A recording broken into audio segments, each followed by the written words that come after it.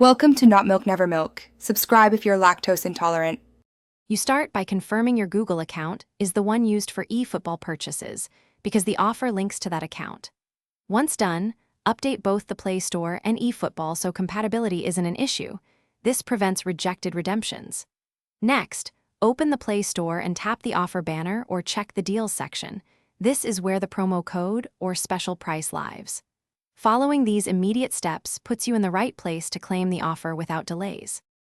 You now tap the promo and select the in-app item or eFootball purchase it references, because the Play Store ties discounts to specific SKUs. Make sure to choose the preferred payment method, then apply any promo code or enable the discount checkbox.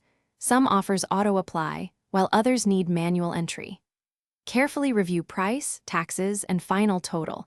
If the discount didn't apply, go back and re-enter code or switch account. Completing this ensures the correct. You finish by launching eFootball and verifying the purchased items or currency appeared.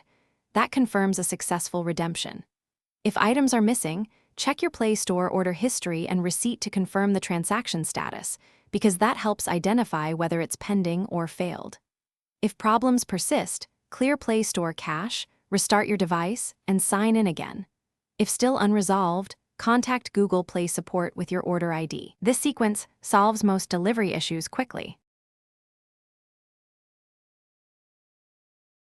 Thanks for watching. If this was helpful, leave a like and consider subscribing. See you next time.